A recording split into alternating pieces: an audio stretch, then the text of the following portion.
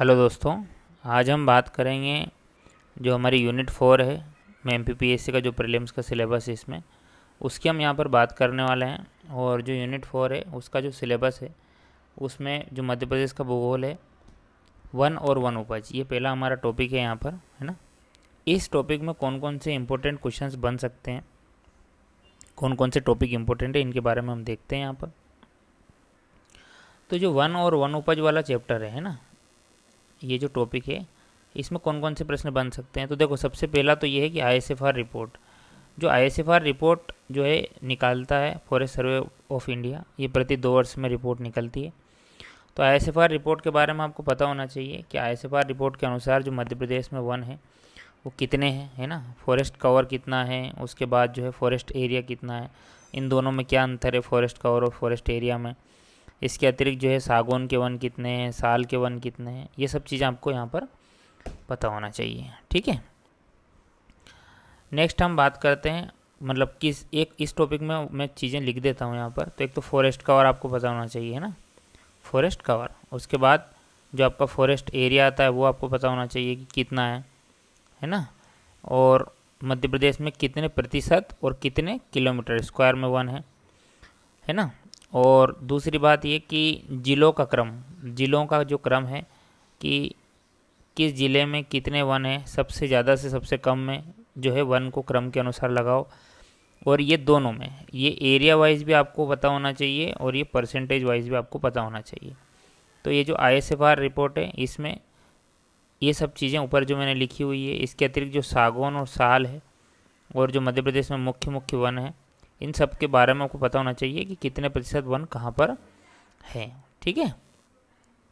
तो जो पहला टॉपिक है आपका वो आईएसएफआर रिपोर्ट है। दूसरा जो टॉपिक है आपका वो है कि मध्य प्रदेश में कौन से वन पाए जाते हैं ना, मध्य प्रदेश में कौन से वन पाए जाते हैं। और दूसरी बात ये कि वो वन कहाँ पाए जाते हैं, यानी कि कौन से वन और किस एरिया में, है ना, ये आपको पता होना चाहिए, ठीक है। तीसरा जो टॉपिक है इसमें वो ये है कि जैसे मान लो आर्द्र पर्णपाती वन है, शुष्क पर्णपाती वन है, तो इनमें कौन कौन से वृक्षों की प्रजातियाँ पाई जाती है, कौन से वृक्ष की प्रजाति पाई जाती है ना। अगर आपसे पूछ ले कि सागौन किस प्रकार का वन है तो उष्णकटिबंधीय आर्द्र पर्णपाती है, साल किस प्रकार का वन है, तो ये आपको पता होना चाहिए कि किस प्रकार की जो वनों की कैटेगरी है इसमें किस प्रकार के वृक्ष की प्रजाति पाई जाती है। ये हो गया। इसके बाद हम बात करते हैं कि मध्य प्रदेश में जो wild life sanctuaries, national park, tiger reserve और बायोस्फीयर रिजर्व, ये कितने हैं जनसंख्या, इनकी जो संख्या, सॉरी जनसंख्या नहीं, संख्या कितनी है इनकी। और इनको जो है, जैसे मैं बायोस्फीयर रिजर्व की बात करूं तो यूनेस्को द्वारा इन्हें कब डिक्लेयर किया गया। इसके बाद अगर मैं बात करूं तो इनसे संबंधित जो करंट अफेयर्स है वो है ना, कि टाइगर स्टेट बन गया है मध्य प्रदेश, तो कितने टाइगर हैं, टाइगर की सेंसस कब हुई है। इसके बाद इसमें जो है किसी अगर नेशनल पार्क से कोई नदी निकलती है तो उसके बारे में आपको जानकारी होनी चाहिए। जैसे अगर मैं बात करूं जो बांधवगढ़ राष्ट्रीय उद्यान, उससे चरणगंगा नदी निकलती है। और इसके अतिरिक्त जो माधव राष्ट्रीय उद्यान है उससे मनिहार नदी निकलती है। तो किस नेशनल पार्क से कौन सी नदी निकलती है, ये बात आपको पता होना चाहिए, है ना। वाइल्ड लाइफ सेंचुरीज़ के बारे में भी ये बात आपको पता होना चाहिए कि किस ज़िले में कौन सी वाइल्ड लाइफ सेंचुरी है ना। अगर कोई स्पीसीज़ पाई जाती है, स्पेसिफिक स्पीसीज़ जो किसी पर्टिकुलर राष्ट्रीय उद्यान में या वाइल्ड लाइफ सेंचुरी में ही पाई जाती है, तो उसके बारे में भी आपको पता होना चाहिए। इसके बाद जो वाइल्ड लाइफ सेंसस होता है ना, और वाइल्ड लाइफ सेंसस के आधार पर हम क्या करते हैं, हम किसी भी राज्य को नामकरण करते हैं उसका। जैसे हम बोलते हैं मध्य प्रदेश टाइगर स्टेट है, तो क्यों है, क्योंकि जो टाइगर सेंसस है उसके अकॉर्डिंग जो मध्य प्रदेश में टाइगर है वो बहुत है, सबसे ज़्यादा है, किसी भी राज्य से सबसे ज़्यादा है। इसके बाद अगर गिद्ध राज्य बोले तो क्यों बोलें, तेंदुआ राज्य बोलते हैं हम मध्य प्रदेश को, है ना। तो ये सब चीज़ें आपको पता होना चाहिए। स्पीसीज़ में मैं बताऊँ आपको तो कुछ स्पीसीज़ जैसे कि सोन चिड़ैया हो गई, है ना, सोन चिड़ैया। इसके बाद है जो एक भट्टा तीतर करके यहाँ पर धार वाले क्षेत्र में पाया जाता है, उसका नाम क्या है मुझे भी याद नहीं आ रहा है। तो उसको देसी भाषा में जो लोकल लैंग्वेज है उसमें भट्टा तीतर बोलते हैं। तो वो है एक मुख्य रूप से। और धार के सरदारपुर वन्यजीव अभ्यारण्य में वो पाया जाता है। एक सेलाना वन्यजीव अभ्यारण्य में भी वो पाया जाता है। तो ये हो गया। और बटागुर कछुआ, डॉल्फिन किस नदी में पाई जाती है, ये सब स्पेसिफिक जो स्पीसीज़ वाइज अगर हम बात करें। जैसे ब्रेडरी प्रजाति का जो बारहसिंगा है वो किस राष्ट्रीय उद्यान पाया जाता है, ये यूपीएससी का प्रश्न है। है ना। तो ये वन और वनोपज संबंधित, वनोपज से संबंधित आपको कुछ बातें वो याद रखनी है। वो ये है कि किस वृक्ष से कौन सी वनोपज प्राप्त होती है, किस वृक्ष से कौन सी, है ना। और दूसरी बात ये पता होनी चाहिए इसमें आपको कि इनका राष्ट्रीयकरण कब किया गया, है ना। इस बार जो क्वेश्चन आया था वो राष्ट्रीयकरण से संबंधित था कि इनका राष्ट्रीयकरण कब किया गया, है ना। जैसे बांस का राष्ट्रीयकरण कब किया गया, ये प्रश्न यहाँ पर देखो लिखा हुआ है 29 नंबर पे। तो ये आपको पता होना चाहिए वनोपज संबंधित कि किस वृक्ष से कौन सी वनोपज प्राप्त होती है, किस क्षेत्र में वो वनोपज प्राप्त होती है, उनका राष्ट्रीयकरण कब किया गया। तो वन और वनोपज से संबंधित हमने एक बेसिक चीज़ें देखी कि किस प्रकार के प्रश्न यहाँ से बन सकते हैं। नेक्स्ट जो हमारा टॉपिक है सिलेबस में वो है नदियाँ, है ना। तो नदियों में देखते हैं हम कि नदियों से कौन कौन से प्रश्न बन सकते हैं। तो जो नदियाँ वाला टॉपिक है हमारा, वो आपको पता ही है बहुत ज़्यादा इम्पोर्टेंट है। और वो इसलिए है इम्पोर्टेंट क्योंकि 1 से 2 प्रश्न इससे हर बार आते ही हैं, है ना। तो किस प्रकार के प्रश्न बनेंगे नदियों से, तो सबसे पहला जो प्रश्न बन सकता है वो है प्रमुख नदियों के बारे में, है ना। और प्रमुख नदियों के बारे में जो है क्या बनेगा, तो इनके बारे में प्रश्न बनेगा। सबसे पहला तो ये है कि उनका उद्गम कहाँ से होता है ना। उद्गम के बाद फिर मुहाना जो है वो कहाँ पर है, इनका मतलब नदी कहाँ पे जाके एंड होती है। नेक्स्ट जो बन सकता है वो ये है कि जो मुख्य नदियाँ हैं उनकी सहायक नदियाँ कौन सी है ना। ये सहायक नदियों वाला जो टॉपिक है ये यूपीएससी पूछा करती थी पहले, लेकिन अब एमपीपीएससी भी इसी दिशा में आगे बढ़ रही है।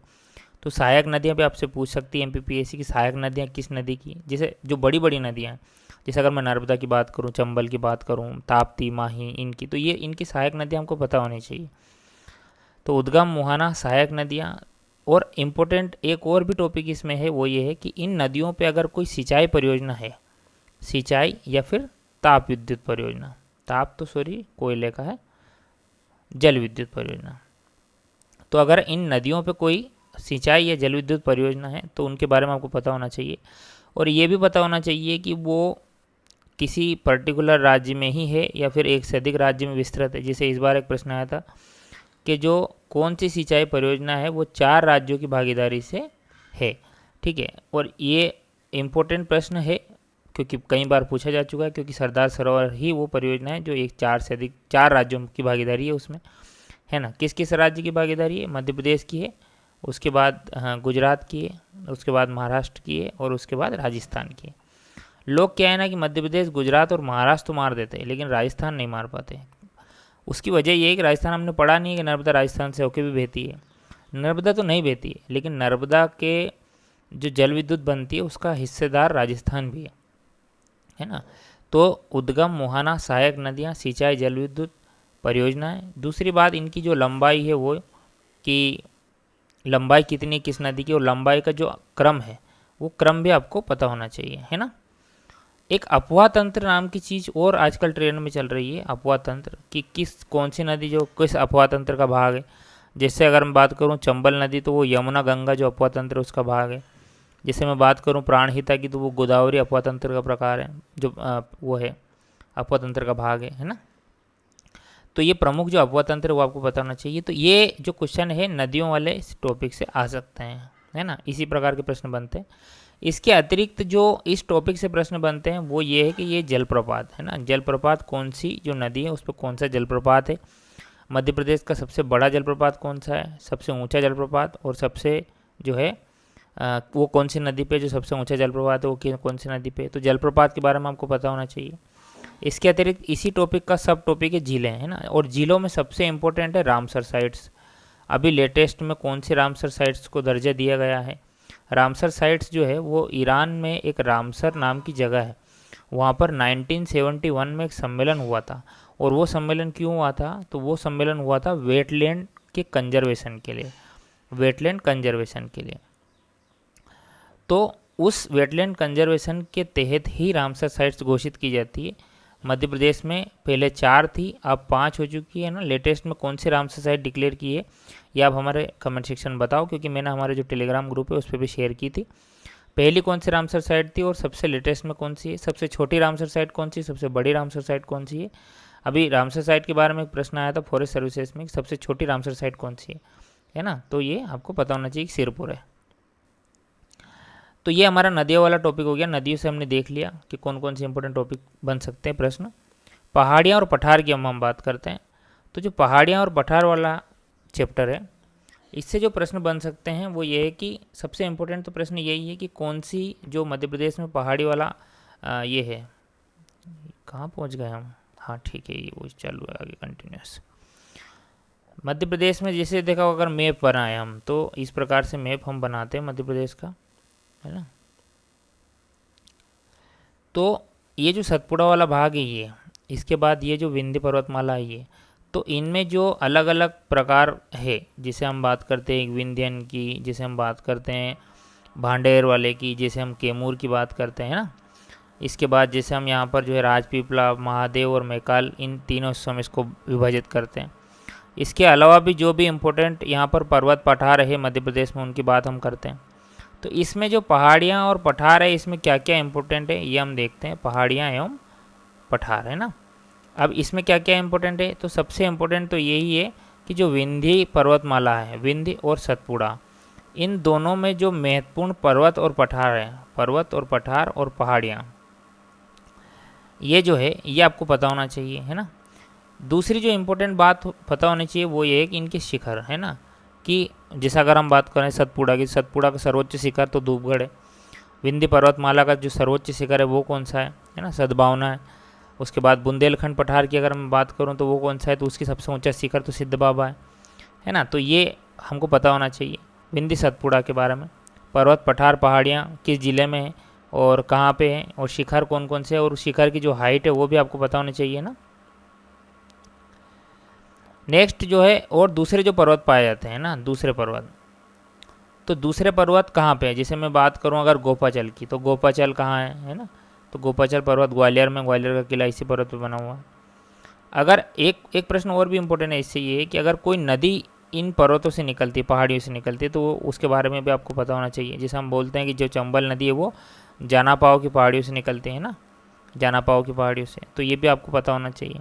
तो यही चीज़ें यहाँ पर आती है। और ये ज़िले वाइज, ज़िले के अनुसार ये क्रम भी पूछ लेते हैं, आजकल ये नया टॉपिक निकला है।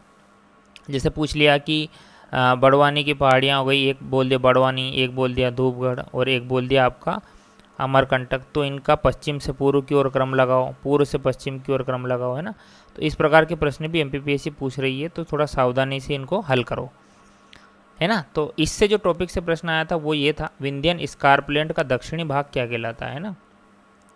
देखो ये वाला यहाँ पर जो पोर्शन है ये विंध्यन स्कार्पलैंड है, ये वाला पोर्शन, और इसका जो दक्षिणी हिस्सा है ये वाला हिस्सा, ये भांडेर पर्वतमाला कहलाता है ना। तो इसका उत्तर भांडेर का पठार था। कई लोगों ने इसको अमरकंटक भी माना था, लेकिन एमपीपीएससी ही हमारे लिए सर्वोच्च है, तो वो उसने भांडार का पठार माना है ना।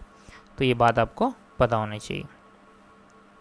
नेक्स्ट हम बात करते हैं पहाड़िया पर्वत पठार हो गई जलवायु की, जलवायु, ऋतुएं, तापमान और वर्षा। ये वो टॉपिक है जो काफ़ी कठिन माना जाता है, क्योंकि इससे प्रश्न बनते नहीं है जनरली बच्चों से। कई बार ये बहुत टफ क्वेश्चन भी पूछ लेते हैं इस वाले टॉपिक से।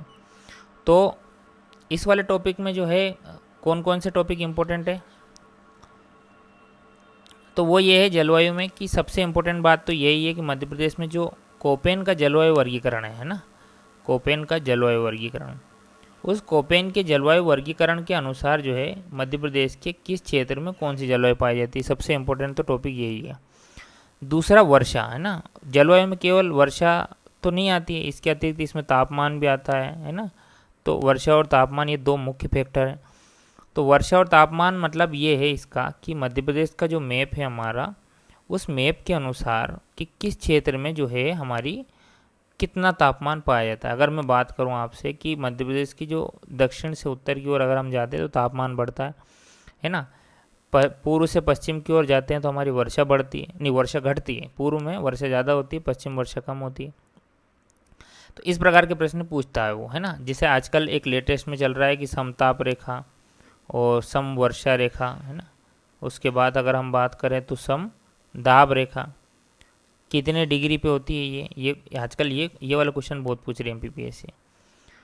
इसके अतिरिक्त अगर मैं बात करूं कि मध्य प्रदेश के किस जो क्षेत्र है उसमें कौन सी वर्षा होती है, मतलब कब होती है, और दूसरी बात कब तो होती है। जैसे मानसून हम बात करते हैं कि जो बंगाल की खाड़ी और अरब सागर की शाखा है, जैसे देखो अरब सागर की शाखा इधर से आती है ना, तो अरब सागर की शाखा भी इस क्षेत्र में, जो पूर्वी क्षेत्र है इसमें वर्षा करती है, दक्षिण पूर्वी क्षेत्र में, लेकिन इस क्षेत्र में जो ज़्यादा वर्षा होती है वो जो बंगाल की खाड़ी वाली शाखा आती है उससे होती है। ये तो आपने खैर पढ़ा ही होगा, और ये क्वेश्चन भी आया था इस बार, और ये इजी क्वेश्चन था, लेकिन कई लोग इसमें भी कंफ्यूज हो गए।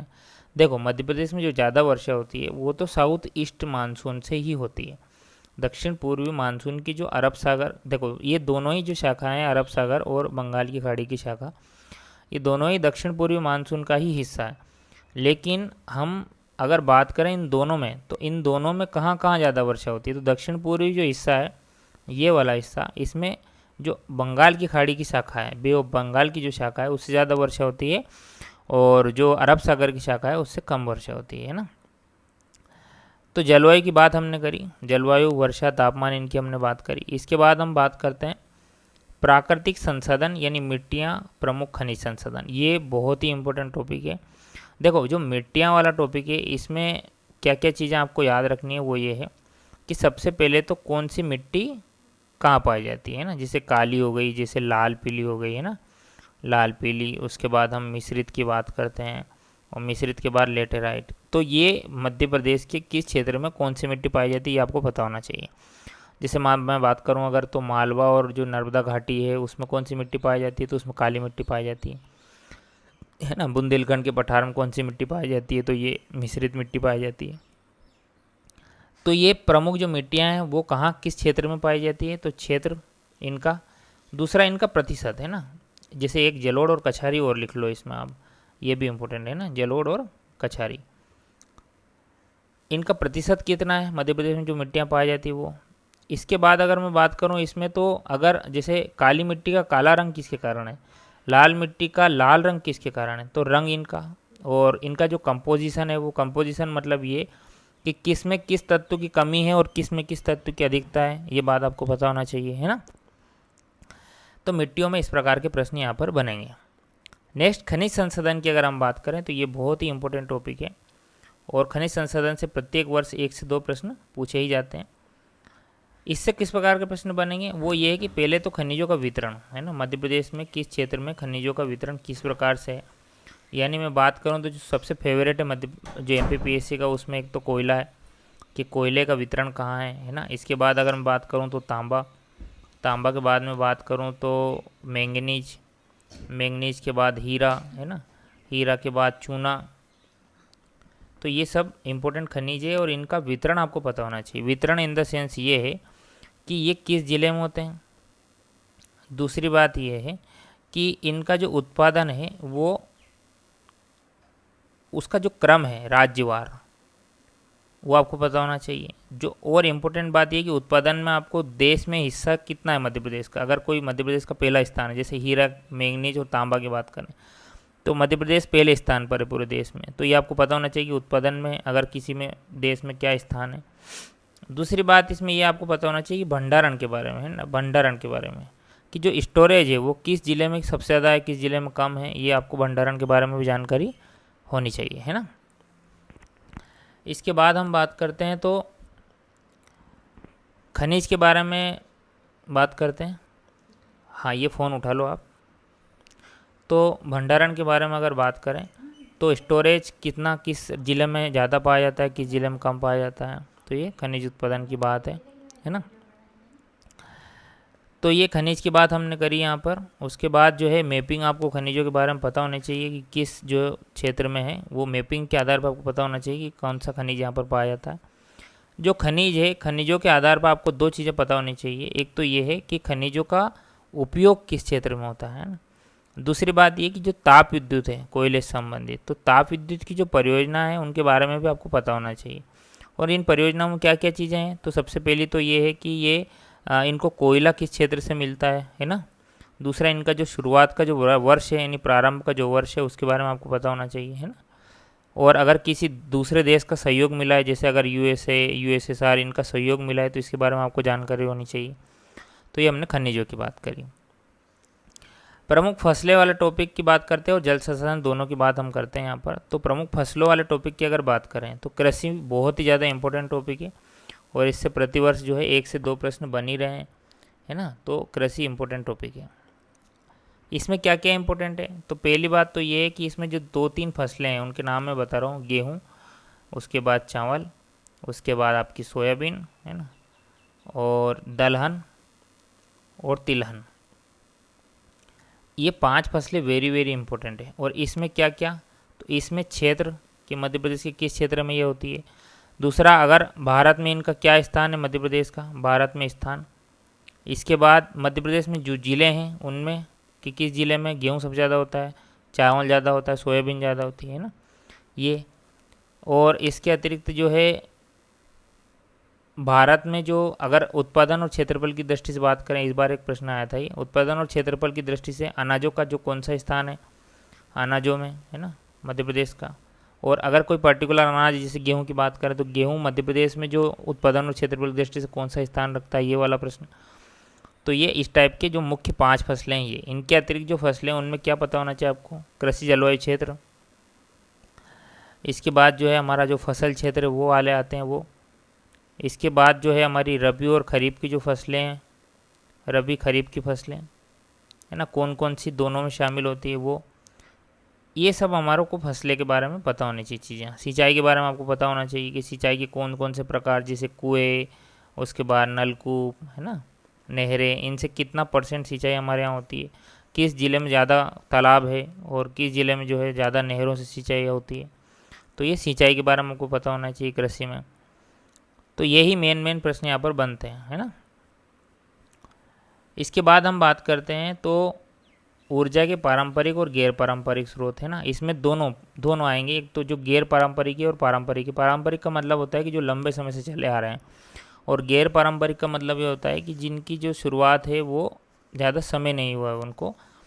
तो मेनली हम नवीनीकरण ऊर्जा जिनको बोलते हैं हम, जिनसे प्रदूषण नहीं फैलता है, जिनमें सौर ऊर्जा, पवन ऊर्जा, उसके बाद है जो बायोमास की जो ऊर्जा है वो, है ना, इन सब के बारे में आपको पता होना चाहिए। तो अगर मैं बात करूं नवीनीकरणीय और गैर नवीनीकरणीय की, नवीकरणीय और गैर नवीकरणीय ऊर्जा, तो इसमें आपको ये पता होना चाहिए कि मध्य प्रदेश का जो है वो मान लेते हैं सौर ऊर्जा है, और उसके बाद पवन हो गया, बायोमास ऊर्जा हो गया। तो मेन तो सौर और पवन और जल विद्युत ही है इसमें। और जल विद्युत में भी जो 25 मेगावाट से छोटी परियोजना है उसी को जल विद्युत में, जो लघु परियोजना है लघु जल विद्युत, उसी को मानते हैं हम। तो जो सौर और पवन ऊर्जा है, ये सौर और पवन ऊर्जा जो है नवीनीकरण ऊर्जा स्रोत है। और इन दोनों में मध्य प्रदेश का कौन सा स्थान है पूरे भारत में, है ना, कौन सा स्थान आता है, और इसके लिए क्या क्या चीज़ें आवश्यक होती है, ये सब चीज़ें, है ना। तो ये नवीनीकरणीय में आ गई। गैर नवीनीकरणीय में हमने कोयला देख ही लिया है हमारा, है ना, कोयला। उसके बाद हमारी जो और भी जीवाश्म ईंधन है, जैसे पेट्रोल हो गया, डीजल हो गया, ये सब चीज़ें, है ना। तो इन सब के बारे में आपको पता होना चाहिए कि कोयला उत्पादन में और कोयला भंडारण में हमारा कौन सा स्थान है। कोयला इंपॉर्टेंट है ना, उत्पादन और भंडारण में कौन सा स्थान है, जीवाश्म रिलेटेड और अन्य जो न्यूज़ है वो, अन्य जो चीज़ें हैं वो। मध्य प्रदेश के प्रमुख उद्योग, ये वेरी वेरी इंपॉर्टेंट टॉपिक है। और ये उद्योग तो आपको पूरा ही पढ़ना है कि मध्य प्रदेश में किस क्षेत्र में कौन सा उद्योग है, क्या कहाँ पे कितना प्रोडक्शन किया जाता है, किस चीज़ का कितना प्रोडक्शन होता है।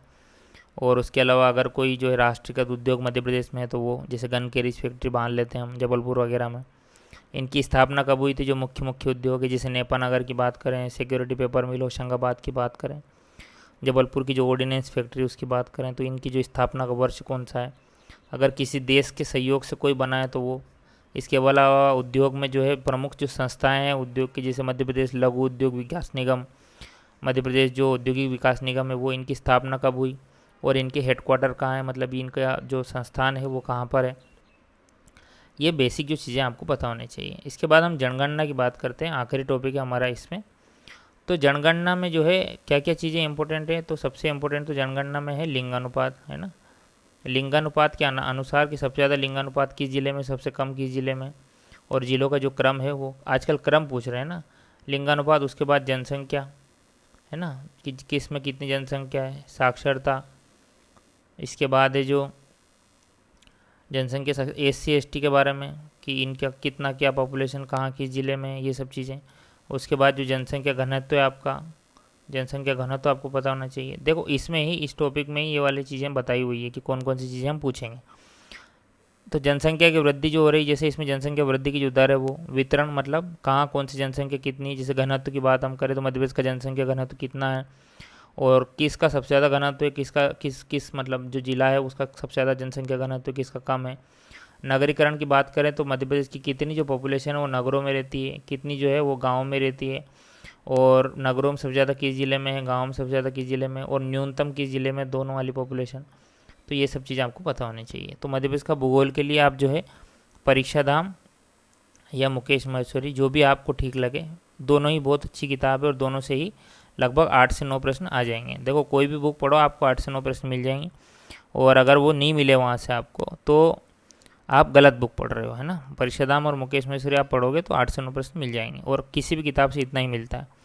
2024 के प्रश्न देख लेते हैं एक नज़र में। तो मध्य प्रदेश के किस जिले में सोयाबीन का उत्पादन प्रारंभ हुआ, खेती वाले से आया है, ये देवास में हुआ है, आपको पता ही होगा। रॉक फास्फेट का उपयोग निम्नलिखित में से किस उद्योग में किया जाता है, तो वो उर्वरक उद्योग है, और ये हमने देख लिया है कि ये उद्योग वाले चैप्टर से आया है। ये वाला प्रश्न हम देख ही चुके हैं। क्षेत्रफल उत्पादन की दृष्टि से अनाजों में तो गेहूँ है। ये BHEL ये कई बार आ चुका है क्वेश्चन BHEL का, ये नया नहीं है क्वेश्चन, है ना। BHEL के बारे में पहले 2 क्वेश्चन और आ चुके हैं। कौन से? एक तो BHEL की स्थापना कब हुई, दूसरा अभी लेटेस्ट में एक क्वेश्चन आया था कि इसे महारत्न का दर्जा कब दिया, और अब क्वेश्चन आ गया इसका कि भोपाल में तो हुई है स्थापना, लेकिन किस देश के सहयोग से हुई है, तो ब्रिटेन के सहयोग से हुई है। जनगणना के अनुसार सबसे ज़्यादा नगरीय जनसंख्या का प्रतिशत सर्वाधिक कहाँ है ना, ये भोपाल में। तो ये क्वेश्चन भी कई बार पूछा जा चुका है पहले भी। सिंचाई परियोजना वाला मैं डिस्कस कर ही चुका हूँ। दक्षिण पूर्वी भाग में अधिकांश वर्षा में ये बात कर ही चुका हूँ कि बंगाल खाड़ी शाखा से होती है। काली मिट्टी का निर्माण ये सबको ही पता होगा आपको कि बेसाल्ट से होता है ना। बांस का राष्ट्रीयकरण 1973 में हुआ था, और ये क्वेश्चन भी हम डिस्कस कर चुके हैं।